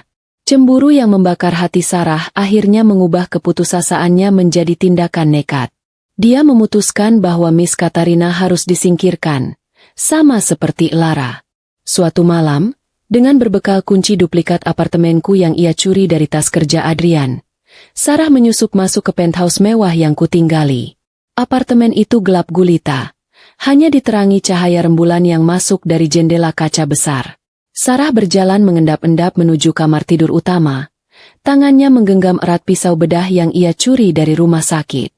Di atas tempat tidur, terlihat gundukan besar di balik selimut tebal. Sebuah sosok yang terlihat sedang tidur nyenyak.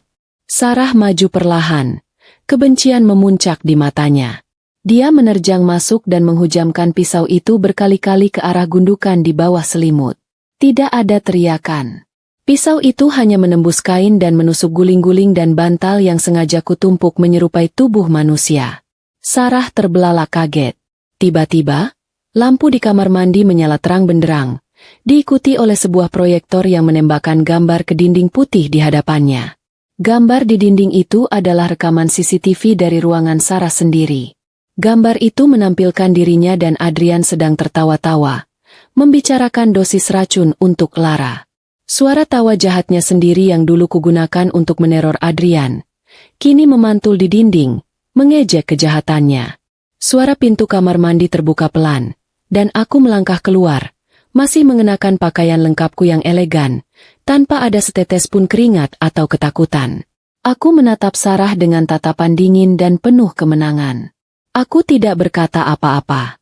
Biar matanya sendiri yang menyaksikan bahwa wanita yang ia coba bunuh, wanita yang ia benci karena telah merebut Adrian, adalah orang yang sama yang ia bantu bunuh 6 bulan lalu. Sarah menjerit histeris. Kakinya lemas dan ia jatuh terduduk di lantai. Pisau bedah itu terlepas dari tangannya. Saat itu juga, Pak Hadi dan 2 petugas keamanannya masuk dari pintu samping. Mereka memborgol Sarah yang kini meracau dan menangis histeris. Aku telah menyelesaikan permainanku dengannya. Malam itu, Sarah diasingkan ke suatu tempat rahasia. Di bawah pengawasan ketat Pak Hadi, dipaksa menatap layar monitor yang terus memutar rekaman kejahatannya sendiri. Sementara itu, Adrian tertidur nyenyak di rumahnya, bermimpi tentang Luna, si kembar polos yang akan dia tipu dan bunuh. Dia tidak tahu bahwa sekutunya sudah hilang, dan dia kini sendirian, berjalan lurus menuju panggung di mana aku sudah menyiapkan pertunjukan terakhir yang paling memalukan. Malam puncak perayaan investasi baru Titanium Corp diselenggarakan di ballroom termewah ibu kota, tempat yang biasanya hanya kudatangi untuk acara amal bersama mendiang ayah. Ruangan itu disulap menjadi lautan kemewahan. Lampu gantung kristal raksasa membiaskan cahaya keemasan, memantul pada gaun-gaun malam para tamu terhormat dan setelan jas mahal. Aku, sebagai Miss Katarina, berdiri di tengah ruangan bak seorang ratu yang memegang kendali atas segala panggung drama ini. Di sampingku, Adrian berdiri dengan dagu terangkat tinggi, senyumnya tak pernah lepas dari wajahnya. Yakin betul malam ini adalah malam penobatannya sebagai raja baru. Adrian merasa dialah pemenang sejati. Dia sama sekali tidak peduli pada Sarah yang menghilang secara misterius sejak kemarin. Dia hanya menganggapnya sebagai masalah kecil yang harus dibereskan nanti. Fokusnya hanya padaku, pada kekayaan yang akan segera dia genggam, dan pada status barunya sebagai pasangan dari janda kaya raya. Dia sibuk menyalami para pejabat dan direktur, berlagak sebagai tuan rumah yang ramah dan penting. Aku hanya membiarkannya menikmati setiap detik kepalsuan itu, menikmati arogansi terakhir yang akan segera kurampas darinya. Di saku jasnya, tersimpan sebuah kotak bludru kecil berisi cincin berlian mahal yang dia beli menggunakan kartu kredit perusahaan, dengan izin palsu yang kubuat sendiri. Rencananya sudah matang. Dia akan melamarku di depan ratusan tamu penting, memanfaatkan tekanan publik agar aku tidak bisa menolak. Adrian percaya, dengan menggabungkan kekuasaanku dan wajah tampannya, dia akan menjadi pasangan paling berpengaruh di Indonesia. Dia lupa, pernikahan pertamanya saja berujung pada pembunuhan berencana. Tibalah waktunya untuk pidato utama. Aku naik ke atas panggung dengan langkah tenang. Sorot lampu menyorotku sepenuhnya. Setelah mengucapkan terima kasih basa-basi atas sambutan hangat, aku memanggil Adrian untuk naik ke panggung. Wajah Adrian berseri-seri, mengira aku akan memuji kerja kerasnya. Begitu dia berdiri di sampingku, dia mengambil mikrofon dari tanganku dan suasana ruangan mendadak hening. Semua mata tertuju padanya saat Adrian berlutut satu kaki di hadapanku. Adrian mengeluarkan kotak cincin itu, membukanya, dan mengucapkan kata-kata manis yang sudah dia latih. Kata-kata tentang takdir, tentang cinta, dan tentang membangun kerajaan bersama. Miss Katarina, katanya dengan suara yang dibuat penuh emosi. Maukah Anda menemani sisa hidupku, dan menjadi ratu sejati di sisi raja? Ratusan tamu menahan napas, menunggu jawaban. Di mata mereka, ini adalah kisah cinta dongeng. Di mataku, ini adalah komedi gelap. Aku tidak langsung menjawab. Aku mengambil mikrofon kembali, dan menatap Adrian yang masih berlutut dengan senyum memohon. Terima kasih, Direktur Adrian. Ucapku dengan suara tenang yang menggema ke seluruh ruangan. Lamaran ini sangat menyentuh. Tapi sebelum ku jawab, ada satu hal kecil yang harus kita saksikan bersama. Sebagai kejutan dariku, aku memberi isyarat kepada teknisi. Layar LED raksasa di belakang panggung, yang seharusnya menampilkan logo perusahaan, tiba-tiba menyala. Gambar di layar itu hitam putih, sedikit buram, namun sangat jelas memperlihatkan sudut ruang kantorku. Tertulis tanggal dan jam, beberapa bulan yang lalu, malam saat aku meninggal. Senyum di wajah Adrian perlahan menghilang, digantikan oleh kerutan bingung. Di layar, terlihat Adrian masuk ruangan, mengeluarkan botol kecil dari saku jasnya, dan menyuntikkan cairan ke gelas kopi. Suara Adrian yang dingin dan kejam memenuhi ballroom melalui sound system canggih. Beres. Racun ini bekerja seperti serangan jantung. Warisan si bodoh itu akan cair besok. Keheningan di dalam ruangan itu begitu mencekam hingga suara detak jantung pun mungkin akan terdengar. Ratusan tamu terpaku. Sendok dan garpu mereka terhenti di udara. Mereka menatap layar dengan mulut ternganga, menatap Adrian, lalu menatapku. Adrian di atas panggung membeku. Darahnya seolah berhenti mengalir. Dia mundur selangkah, menggelengkan kepala dengan panik. Matanya liar mencari celah untuk lari. Dunia sempurna yang dia yakini miliknya, runtuh dalam hitungan detik. Dia mencoba meraih mikrofon untuk berteriak. Tapi tangannya gemetar hebat. Adrian berbalik ke arahku. Matanya memohon. Itu palsu. Rekayasa. Aku dijebak. Teriaknya tanpa mikrofon. Suaranya serak. Dia meraih tanganku. Memohon agar aku, Miss Katarina, membelanya. Aku menepis tangan kotornya dengan kasar. Perlahan, aku mengangkat tanganku ke wajahku, memegang bingkai kacamata hitam yang selama ini menjadi tamengku. Dengan gerakan yang disengaja dan sangat lambat, aku melepaskan kacamata itu, membiarkannya jatuh ke lantai panggung. Lalu aku mengambil tisu basah dari saku jasku, dan dengan kasar menghapus riasan tebal di sekitar mata dan pipiku. Garis-garis tegas makeup Miss Katarina menghilang, menampilkan wajah yang lebih lembut, wajah yang dia lihat setiap malam selama 3 tahun. Aku menatap lurus ke dalam matanya yang terbelalak. Tatapan penuh kemarahan dan kemenangan. Apa kau tidak mengenali istrimu sendiri, Mas Adrian? Tanyaku. Suaraku kembali ke suara Lara yang asli. Suara yang sama yang dia dengar saat dia menyuntikkan racun malam itu. Adrian mundur terhuyung-huyung. Kakinya lemas. Dan dia jatuh terduduk di lantai panggung yang keras. Mulutnya membuka dan menutup tanpa suara.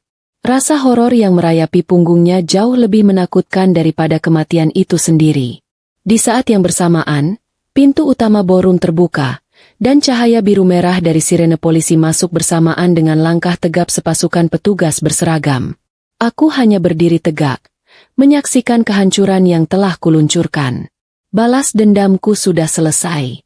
Adrian terseret menjauh dari panggung pesta gala yang kini telah menjadi tempat kejadian perkara. Wajahnya masih pucat pasi dalam kondisi syok yang luar biasa. Dia meronta dari pegangan polisi, menoleh ke arahku dengan mata memohon, memanggil namaku lirih, mencoba mencari sisa-sisa belas kasihan di wajahku yang dulu selalu lembut. Aku hanya berdiri tegak, membuang muka. Di sampingku, Pak Hadi berdiri dengan sigap. Dia memberikan isyarat kepada petugas lain yang siap membawa Sarah dari lokasi rahasia untuk diserahkan ke kepolisian. Aku menutup buku masa lalu dengan tegas. Tidak ada lagi Lara yang akan menangisi pengkhianatan. Malam itu, Berita tentang skandal Titanium Corp meledak di seluruh media nasional, mengalahkan semua headline politik dan ekonomi. Video rekaman kejahatan Adrian dan drama pengungkapan identitasku menjadi topik pembicaraan utama. Adrian dijuluki sebagai Direktur Maut oleh surat kabar. Dalam hitungan jam, perusahaan yang dia pimpin dirombak total. Aku segera mengambil alih kendali penuh, menstabilkan saham, dan memecat semua jajaran direksi yang terlibat korupsi. Kehancuran Adrian adalah berita buruk bagi dirinya, tetapi menjadi kabar baik bagi perusahaan yang ayahku bangun. Proses hukum berjalan cepat dan tanpa ampun, didorong oleh bukti video yang tak terbantahkan, kesaksian Pak Hadi, dan tekanan publik yang marah. Di ruang sidang yang penuh sesak oleh wartawan, aku duduk di barisan depan, menonton Adrian dan Sarah yang terlihat kusut dan menyedihkan. Mereka terus-menerus saling menyalahkan, membongkar aib masing-masing, menunjukkan bahwa aliansi mereka benar-benar sudah berakhir.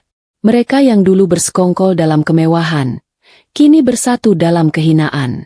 Beberapa bulan kemudian, palu hakim diketuk, menandai akhir dari kehidupan lama mereka. Adrian dan Sarah dinyatakan bersalah atas percobaan pembunuhan berencana, pemalsuan dokumen kematian, dan penggelapan dana. Mereka dijatuhi hukuman penjara yang lama. Saat Adrian diseret keluar, dia sempat melihatku. Aku tidak menangis, tidak tersenyum.